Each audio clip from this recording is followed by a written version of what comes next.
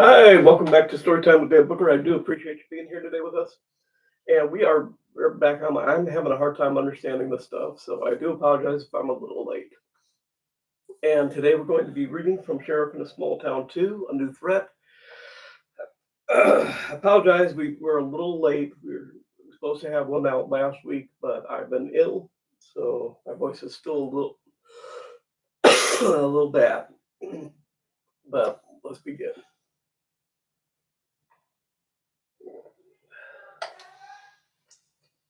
And we're doing hide and seek today. Let's see where I was. There it is, hide and seek. Okay. And then we'll do two today. We're going to do hide and seek and then what was the next one? Silent Night. Makayla was at the front door when Rocky left for his shift. She held a large wicker basket over one arm and a thermos on the other. Rocky lifted the lid and smelt the food she had prepared for her and Agnes's weekly picnic. When she saw the look of envy in his eyes, she pulled out several small meat pies wrapped in cloth napkins she had set aside. Thanking her with a kiss on the cheek, he rushed to the squad car. As he drove off, he was savoring a meat pie with a mile-wide smile. She hoped he'd leave at least one for Talbot. Agnes came out with a basket over her arm and another thermos. Tucker, their border collie, bowed, looking at the basket Agnes held with much the same expression as Rocky had. All morning he had received samples from Agnes's preparations. The fried chicken had been a favorite, and when she gave him a leg, he stripped it clean and licked the bone. It also received an apple cinnamon tart that he relished. Agnes gave Tucker an affectionate petting before he climbed up onto the ledge to perform sentry duty. The two ladies swapped baskets, and Makayla led the way to her choice of picnic spot for that week. These weekly picnics were becoming an adventure. The standard of fare was rising exponentially as each tried to outdo what they had been given the week before. Tucker performed several sentry walks up and down the ledge. As Makayla and Agnes walked away, the smells lingered from the baskets, and they were irresistible. It was too much for Tucker, and he leapt down and followed at a distance. Today was Makayla's choice of a picnic site, and she led Agnes on a roundabout course so she wouldn't guess where they were headed. The route led them past some fine examples of flower gardens, and they stopped to admire the blooms. Whenever they stopped, Tucker hid, afraid that they might see him and send him back home. Makayla led them through some ornamental bushes. The small opening was enough for them to squeeze through. Agnes stopped the moment she realized where the sortie had led them. Cemetery was an odd place for a picnic, but there was an open area with a waterfall and flower patches, a few benches, and a water fountain. And from the amount of refuse from the hot dog hut, it was apparent they were not the first to eat there. A few swings were in frequent use if the worn patch of dirt beneath the seats was any indication. A metal slide glowed in the bright sunlight. A seesaw was quietly waiting for the next pair to come and bounce up and down. Inevitably, one person would jump off, leaving the one up high to come down, crashing with a hard thud, and the unfortunate child would walk away rubbing their rump. The lower half of the bush rustled as Tucker slunk in and found a convenient spot to wait at. He was well hidden behind the two ladies and ready to do a sneak and grab when opportunity presented itself. In the meantime, he lay comfortably with his head resting on his paws. The next moments were spent unpacking the picnic. Laying out a spread that would have done well at the Ritz, they began to eat. Caleb took a few chicken pieces and set them beside her, then poured out some lemonade from the thermos. Agnes had a stack of pies beside her and reached for some macaroni salad. As they talked, Tucker low crawled up behind them, sniffing the savory scents drifted back to him.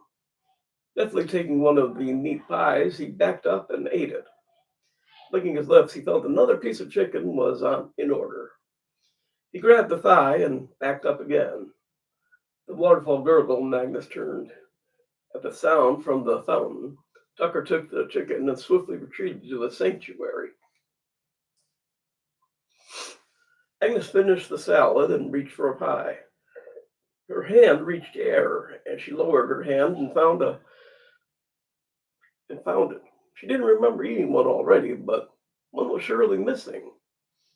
Makayla had just finished a wonderful Waldorf salad that had been enhanced with a sweet white wine when she reached for a piece of chicken. Here also one was missing.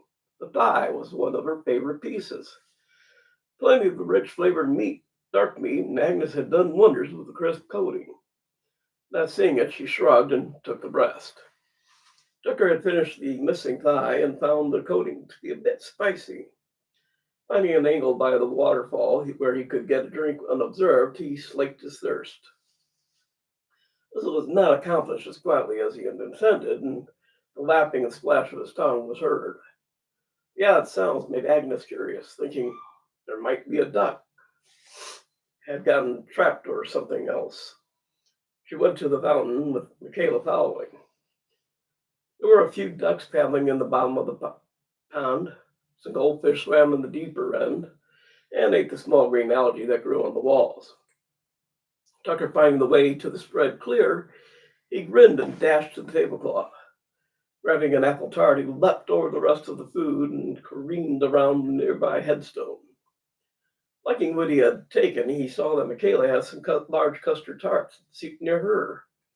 Seeing the waist was still clear, he made another dash and leapt, gaining a custard tart. Unfortunately for him, the crust was light and flaky, and he only made off with half. He accepted his loss philosophically and relished what he had gotten away with. Returning to the cloth, Makayla saw the partial tart. Looking around, she saw a squirrel nearby, busily cleaning itself. And assuming this was who had eaten the other half, she tossed it the rest.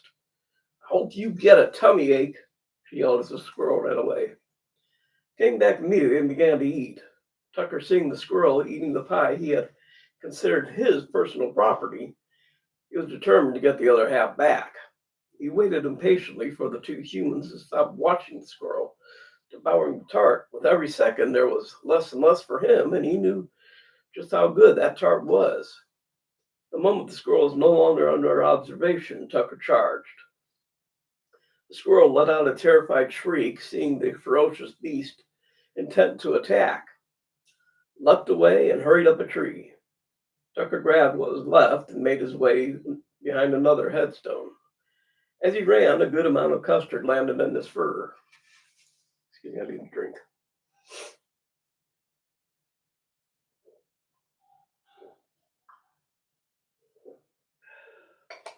Okay. Tucker wasn't finished yet. To the outside of the cloth plate, a plate of deviled eggs taunted him. The brilliant yellow yolks had a fine dusting of paprika that made them look even more appetizing. How to get them and escape unseen was the problem. Agnes had been looking at the swings, gently moving back and forth. The sight was too much for her, and she walked over and began to swing. With an exclamation of pure pleasure, Makayla ran to the other and pumped her legs to challenge Agnes as to who could swing in the highest. Both ladies were turned away from the picnic, and Tucker was not going to waste a golden opportunity. He dove in and consumed the whole plate of eggs. Paprika powder filled the air as one after another disappeared. Having had his fill, he dashed through the bushes and hightailed it back home. He leapt onto the ledge and sat proudly licking his lips and reminiscing about his feast. Makayla won the contest and leapt off the swing. When her skirt billowed, she held the sides down in modesty as she descended. Agnes was wearing pants, so she let herself fly off the seat and landing did a roll and leap to Makayla's delight. Turning, they saw the squirrel had returned and was licking the platter that had contained the deviled eggs. Her eyes popped when they saw the plate was empty. Surely the squirrel couldn't have eaten all those eggs. Well, the evidence was against the squirrel, since there was yolk on his cheek, paprika powder on his fur and hands. They stomped up and yelled at the gluttonous squirrel to leave their picnic alone. Well, we were pretty much done anyways, but he's going to be rolling around in agony later. Agnes shrugged. Come on, we'll go back to my place and have some more. I made a bunch since Rocky goes through them pretty quick. Packing up, they went home the long way to rebuild an appetite for the eggs. As they approached the house, Agnes saw Tucker still on guard duty, sitting proudly. Patting his head and scratched his tummy, his tail wagged vigorously, and he looked up at her adoringly. As they went inside, Makayla thought it might be nice to get a welcome like that, too. When Talbot got home, she discussed getting a dog of their own. It'd be company when Talbot was at work and protection while she was alone. Going into the kitchen, Agnes was looking at her hands. After cuddling Tucker, she found custard and paprika all over them. Looking at him closer, she saw his fur was red and matted with custard. Tucker took the look to mean he was in trouble. Agnes waved her finger at him. When Dad gets home, you are getting a bath, sir. He tucked tail and skulked to the bedroom to hide under the bed. All right, we're going to do one more. We're going to do Silent Night. That's another short one, so let's do that.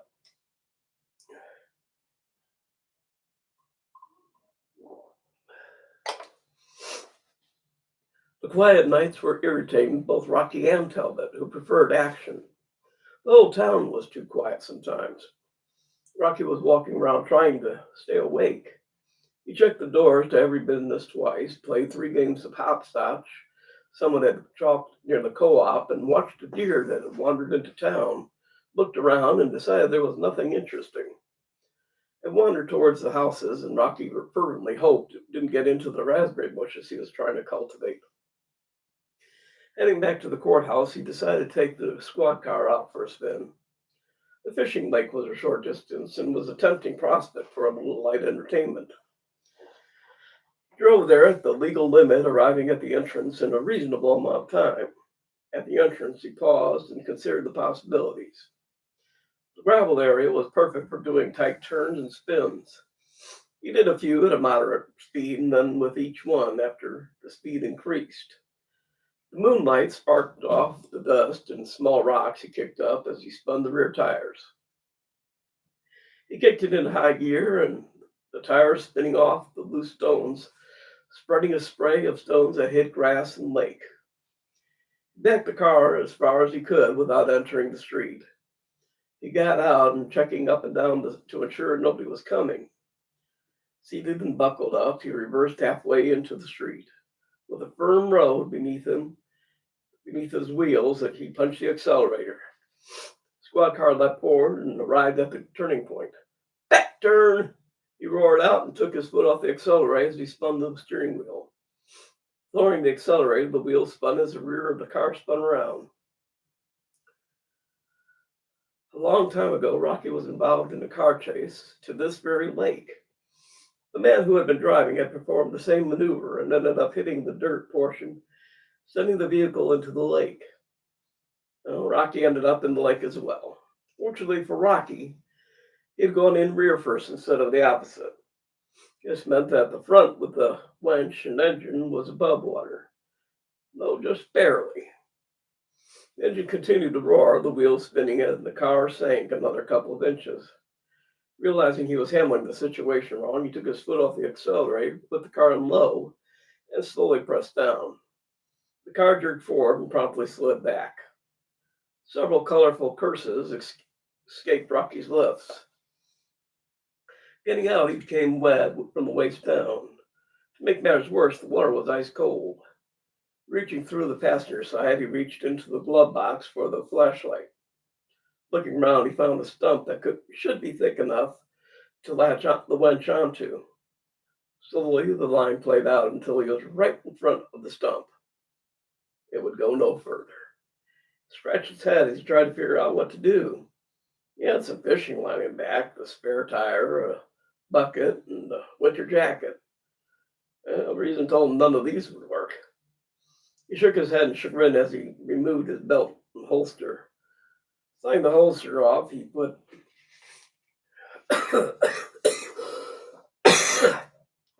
in the glove compartment and locked it.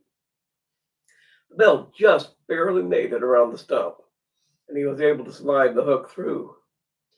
Squelching into the driver's seat, he put the car in low again. He engaged the winch. In the bright spotlight, he could see the line tighten, stretching the belt. He accelerated slowly with his fingers crossed, clenched on the steering wheel. The car eased forward. In the spotlight, he saw that the belt was stretching even more, and the buckle was deforming. He accelerated harder, and the car started to slip sideways. Cursing resumed his slow progress. He continued to emerge, but it was becoming too much for the belt, which he feared would give way in the moment. He stopped and put the car in neutral. He needed to lose some weight. Opening the doors, he let a lot of water out. From the back, he grabbed the bucket and started to empty the trunk. As the weight lessened, the winch sped up and the car emerged, heading for the stump. Rocky tried to hurry through the water, but it was slow going until he dived in and swam the short distance to shore. Emerging, he ran as the car was approaching the stump. The belt finally gave and snapped in half. The buckle shone in the spotlight as it flew to the right. The car continued forward and kissed the stump in gratitude for its aid getting it out of the muddy water. Rocky closed the doors and trunk and leapt into the driver's seat as relief flowed through him. He drove slowly, hoping nobody would see that the sheriff's squad car dripping the entire way back to the courthouse. Parking in the rear, he emptied and dried out the car and wet vacuumed the rest of the water out. He dried the items they usually kept in back and replaced them. He vacuumed the inside carpets and then drove the car around town in the outer district with the windows open, hoping for the best. Close to morning, he changed uniforms and put the wet one in a bag in the trunk. By the time Talbot came, Rocky was deep into the morning paperwork. "Quiet night?" he asked, as he made a fresh pot of coffee. "Yeah, nice and quiet." Rocky rose and stretched. Putting his initials at close of shift, he headed home to breakfast. He settled down to a simple breakfast of the kind only Agnes could make. Biscuits, sausage, fried bread, eggs, bacon, gravy, cereal, fruit with plenty of coffee. He always thanked Providence that he not only had a job that kept him busy, but he could always find time to exercise and walk. Otherwise, he was sure to become much heavier if he kept putting on the calories.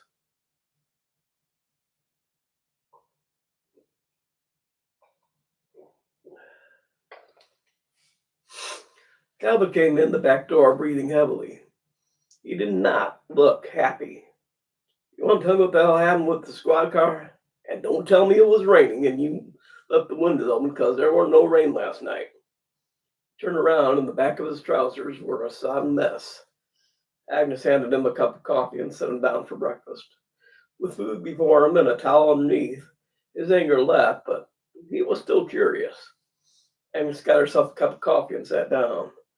With both looking at him inquiringly, he shrugged and told his tale. By the end of it, his audience was laughing so hard their sides hurt. Talbot asked to borrow a few more towels to put in the seat until it dried out. Rocky cleared up and then went up for a hot bath and a short nap. Agnes left to tell Makayla of Rocky's night of daring do. As Rocky drifted off to sleep, he dreaded his next walk around town. Something like this was sure to make the rounds. Might even make it to the front page of the paper if the news was slow. "Oh, hell," he thought. "I can handle a little ribbing."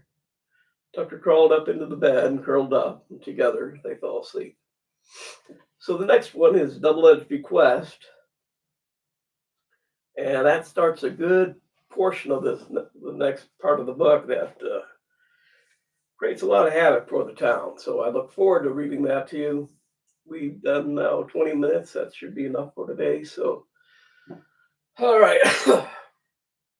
My throat's giving out anyway, so we'll do another reading. Today is Monday, so we'll probably do one Thursday or Friday. I'll put a notice out. Till then, I look forward to seeing you and hope you enjoy these readings. So be good and be good to yourself. We'll talk to you later.